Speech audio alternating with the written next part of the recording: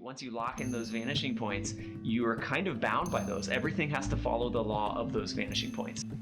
Okay, two-point linear perspective. What is it? How to use it? What's going on with it? Let's start at the beginning. So this screen I'm holding up is representing an extension of my vision. Okay, so when I look up, it looks up. When I look down, it looks down. It moves with my eyes, parallel with my eyes. So what I'm trying to do here with this visual is to give you a surface area, basically, for you to consider when you're thinking about your perspective drawings. If this snaps flat to the surface area, totally parallel to it, you got a 1 point. If it's not fitting, if you get an angle there, right, that's a 2 point or 3. You can use linear perspective when you have two parallel edges, when you have those edges moving away from you in space. Now, in reality, this edge and this edge are parallel. They never meet. Look, they never meet. But optically speaking, they are converging towards each other. Now, 1 point linear perspective looks at something dead on. What I mean by dead on is that this edge is completely parallel with the edge of the camera here, the edge of which represents the edge of your eyes. Your eyes are parallel to the surface here. So if you get an angle like this, this becomes a 2 point linear perspective drawing with this edge and this edge converging away from you in space, and this edge converging away from you in space. Another form constructed of parallel lines, right? We have 6 rectangles that facet together to make this object. So same thing, 1 point linear perspective, right? So 1 point linear perspective, I can see the sides of it, but I'm mostly looking dead on at this side. 2 point linear perspective, I'm looking at this at an angle. So I'm going to shrink this down a little bit here, see if I can imply where these vanishing points are going to be. You have this corner, and these angles are moving away towards the vanishing point in the distance over here. And then we have over here, same thing in this way, all of the parallel edges of this form, these edges are moving off to a vanishing point over here. So this is a 2 point perspective drawing because of those two vanishing points. Here's why linear perspective can help you in your life drawings, okay? I've found that one of the things students struggle the most with, even when they get really good at figure drawing, the thing they struggle most with is the model stand or a tabletop. One of these objects that looks so simple to draw, they so struggle with it. And one of the reasons is because we might know a tabletop is actually constructed like this with 2 equal sides up here and 2 equal sides up here, nice right angles, parallel edges. We know that, right? We know that. Now, when we approach a table, students will often put this back edge much higher. So imagine this is a point. They'll put this edge much higher, or they'll put the front edge much lower than it actually is. And the reason is because they know all of this parallel stuff is happening, so they'll draw something that's either a fusion of this and parallel edges, or they'll keep the edges totally parallel, or if worst case scenario, they'll have the back edge, which should be smaller, they'll have it bigger than the front edge. Linear perspective is helpful because it helps you counterbalance those things. So if you want to have these very optically accurate life drawings, linear perspective is super helpful because it counterbalances that tendency to take geometric shapes like this that we know are constructed in a certain way, and it overpowers that knowledge that we have of it, and it imposes an optical accuracy to the space. So I'll try to make this quick here. I'm going to use a couple colored pencils here, a red one, a blue one, a black one, just to divide up some of the diagrammatic lines. Okay, so the most important takeaway from linear perspective is line of sight. Now, you use line of sight for any drawing that you're working on, any life drawing, or drawing from imagination oftentimes. So let's just touch base really quickly with 1 point linear perspective as a contrast here. I have a line of sight. I am positioned somewhere in space, and I'm drawing something, again, dead on. My field of vision locked in parallel with it. So let's draw a block up here. Let's get some of these diagrammatic lines going to the corners of that object. You could also start with something like a triangle, anything that you can imagine that has parallel edges that are moving away from you. So each one of these I'm imagining has some depth to it, and I'm just making up where to end these forms because these are just drawn from imagination. So when I cap the forms like this, I'm just using vertical and horizontal lines and tracing my orthogonal diagonal lines. You can obviously start with a form that you're pulling towards you, right? So again, you have your flat form, you're connecting to your vanishing point, and you're connecting each of these corners to the vanishing point here. So vanishing point connects to corner, extends out. These are my orthogonal lines. And you'll notice I'm not using a ruler.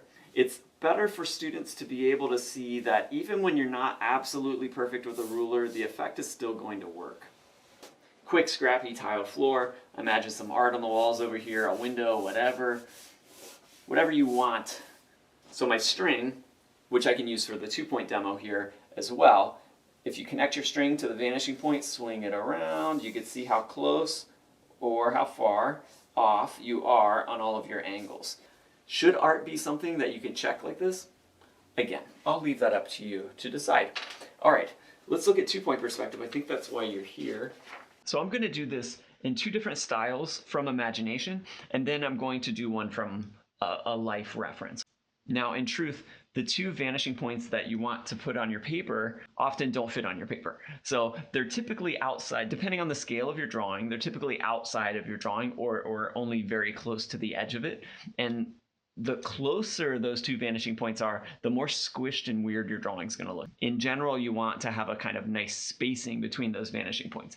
Now, that spacing comes from your position in the room and the angle at which you're looking at things. But those parallel edges that are moving towards you or away from you, those are your key to finding the vanishing points. That's how you know where the vanishing points are. You trace those edges, they're converging in space. So let me try 2 different examples here. So here's a vanishing point on the side. This is from imagination, so I'm just going to fit these in. I'm going to put one over here, and again, I'm not starting with a flat shape, I'm starting with a corner. So here we are looking at the outside of something. I'm going to drop a corner down, and I'm going to just trace to the edges here. And I'm going to cap this form. I have to cap it somewhere because right now it's just this kind of weird shape. So let's say I'm drawing maybe a building, I'm looking down, drop a vertical, drop a vertical. Here's my form. I'm missing the top though. My line of sight is here, which means I'm looking down at something. Now for the back edge here, I need to crisscross, go back over to the other side. And here, crisscross, go back over to the other side. It's kind of like learning to tie your shoe or something. So here's my shape. Let me darken it up. So just adding a little bit of value to it to kind of, enhance that depth. Maybe it's receiving most of the light on the top here. Our light source is maybe over here. Let's put a happy sun. Okay, so it's hitting this form on the top and it's casting a slight shadow off to this side.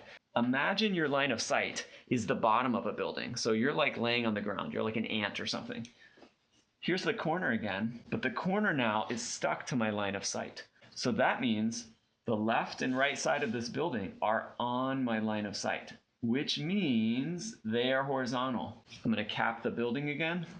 Again, this is from imagination, so I'm just kind of making the dimensions of this up. If you were doing a life drawing, which I'll do in a second, you would basically need to take some measurements to make sure how much of the width of this building am I seeing? What's the height of this corner? What's the height of this corner to the width of this wall? You would need to use your string, take some measurements, string or your pencil, and use a little bit of intercross. Check the angle from here to here, check the angle from here to here. But why linear perspective is very powerful is we know that this side and this side are actually at this right angle. But when our line of sight lines up with the bottom 2 edges here, right? Our line of sight is this bottom edge of both sides. It's going to look like one straight horizontal line. 2 sides of the building that in reality have different angles, optically speaking, do not. So again, start with a corner, cut it back this way, cut it back this way. I didn't have to do the crisscross applesauce situation up here because I couldn't see the top of it. Start with a corner, connect your orthogonal lines to the corner, drop down your edges, just vertical lines. Now I got to do some crisscross applesauce, cut it over this way, and then cut it from here over to here. You can of course take these and carve them out, right? So you could have an opening in this form, cut it back here, cut it back here, drop down a vertical, cut that back here. So a little bit of shading will go a long way to enhance the depth illusion. The other thing that you might want is more and more of these diagonal lines. The more diagonal lines tracing their way back to the vanishing point, the more effective the illusion will be, because it's a chorus of lines all saying the same thing. They're all going to the same vanishing point. Linear perspective, when it was invented in the Renaissance, it was basically thought of as a spatial filing system, right? So once you lock in those vanishing points, you are kind of bound by those. Everything has to follow the law of those vanishing points. And you don't have all the creativity that used to exist in early Renaissance or medieval work, where you're seeing a building from many different sides. The people who are entering that building or that church knew it from many different sides. So why not draw all the different sides, right? So linear perspective says, no. Nothing cubist is going on here. It's just this one fixed point of view. Again, good or bad, I'll leave that to you. Let's do one other 2-point perspective from imagination, and I'll just flip those vanishing points to show you what that looks like. So this will be one of those examples like I did before, where here's my field of vision, right? I'm looking down and it is hitting the corner of a room. So I don't have a horizon line, but I still have a 2-point perspective drawing. So what's that about, right? If I look all the way down, I get a 1 point. If I look straight out, I have a 1 point. But if I look in between where this wall and the floor meets, I have a 2-point perspective. Let me just show you what that looks like. I'm going to call this fake 3-point perspective. It's just a 2-point perspective turned on its side. So let's drop our line of sight this way this time. Let's put a vanishing point up here. Put a vanishing point here. And again, we're just going to start with a corner. Now imagine I'm drawing the interior of a room. Here's that corner I was just looking at when I looked down. Let's say the room's a little more narrow than it actually is. I have my corner. I'm coming this way to hit the edge of that corner. And I'm coming this way. So here is my floor. And then we're going to come up from this vanishing point down here. The perspective is going to look a little squished, right? I said before, the closer these vanishing points are, the more compressed the space is going to look. In general, though, if you're drawing something this big that fills up a whole sheet of 18 by 24 paper, you're probably going to want these vanishing points off to the side a little bit more. And you could do that by extending the paper with some newsprint. I've seen students work on the ground or a table, a large table. They have their paper, and then they have their vanishing points taped off to the side. They get their string, and then they're kind of hitting those angles using their string. So whatever works for you. So we need to start with a corner again. I'm going to put some other object here, like a bookcase or something. So I started with a corner, going up from my vanishing point. Let's cap this. Now I've kind of hit the side of this form here. I kind of constructed it from the back edge this time. I could have started here, but I wasn't really sure where this would be. So it was actually helpful for me in this case to start with that back edge. And now I'm going to take this corner, cut it back to here. We can see our line of sights here, right? We would be seeing the edge of this form. I'm going to have this kind of large bookcase filing cabinet thing touching this back wall right here, right? So I'm actually going to fire from this vanishing point to that corner and go up from there. And then I can cut over again horizontally. So here's the floor, here's a wall, here's a kind of bookcase situation. Kind of a bulky bookcase. Let's say this is like a cabinet of some kind. So let's say this is the front of the cabinet. To get this line where if there were 2 doors here that opened, we'd come from this vanishing point, split that in half, and there we go. Something along those lines. I can keep populating this whole space. Let's put a window in here to just add a little bit extra. I'm going to start with the bottom edge of the window here. This is what we would call the corner, like here or here, starting with that. Instead of vertical, now we're starting with this horizontal because we flipped our vanishing points. Trace that corner back to the vanishing point. This is all invented, so I'm just going to cap the window there. Let's say the window has a little bit of depth to it, kind of moving away from me, and in which case I could just use this vanishing point here. Keep this horizontal, and then for this diagonal line, I need to go back to this vanishing point. All the way down here. And look, there's our happy sun outside. Perfect, so realistic looking. So this is another way that you could work with 2-point linear perspective. I call this fake 3-point perspective because when you first see it, it looks like there has to be a third vanishing point there, but it's actually just 2-point linear perspective turned on its side. So let's do a 2-point linear perspective drawing that actually connects with what you're seeing in the space around you. Oh my gosh, are you ready for this?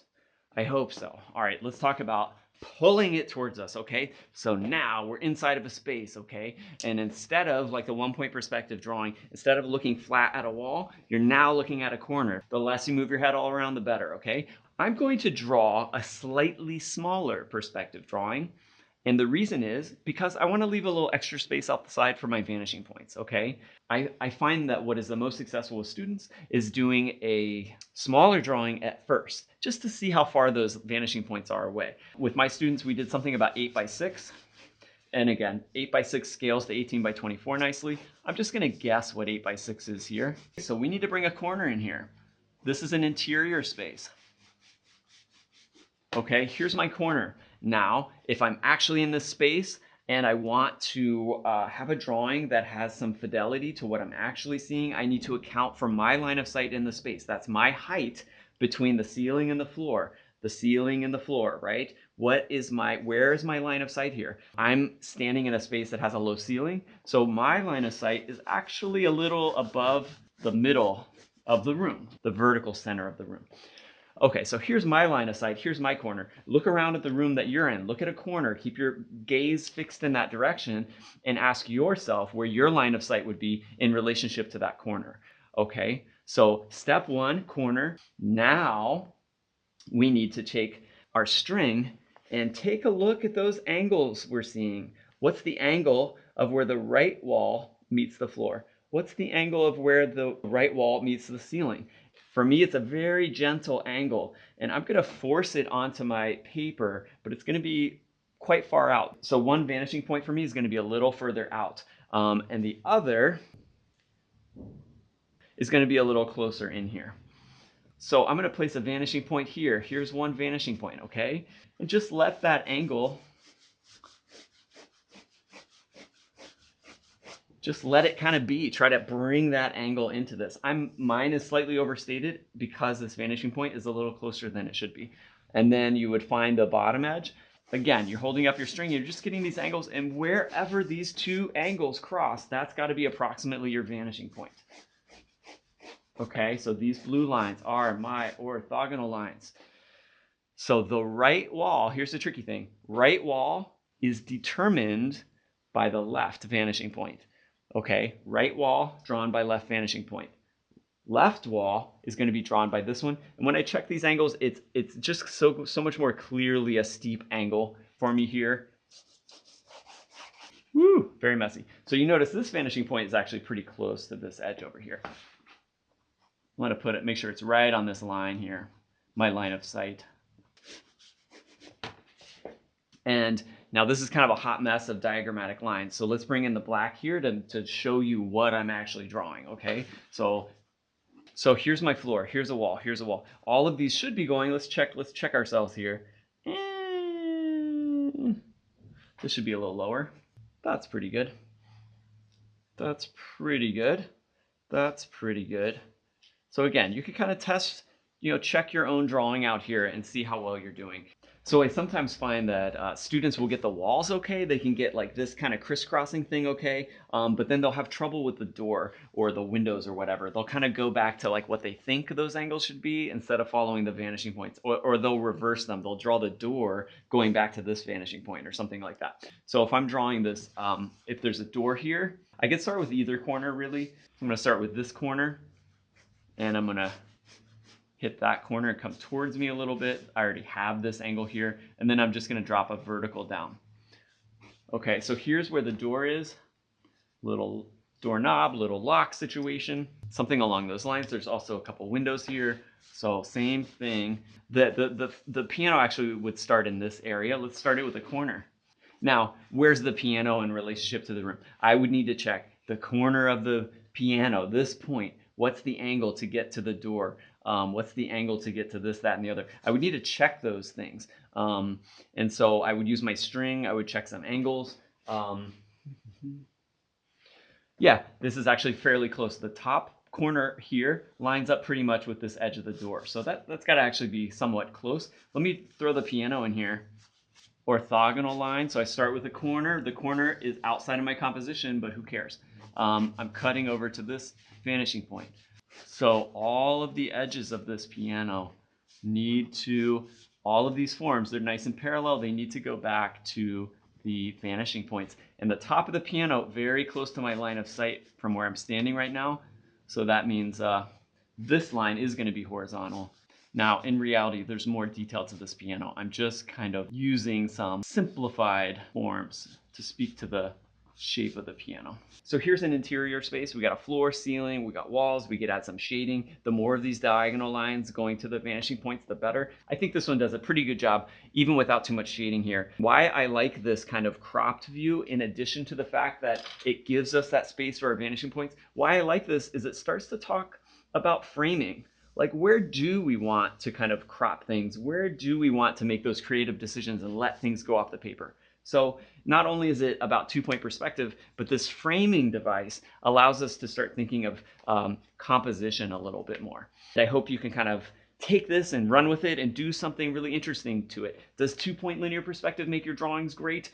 No, not necessarily. It's what you bring to them. It's your lived, passionate life experience that you bring to your drawing. That's what makes any art great, right? Like, think about your day, feel the passion, feel the kind of love, anger, zest for life that you have, and just pump that into the drawing, make a drawing great. You can make a drawing great with anything. It might be with linear perspective. Happy drawing.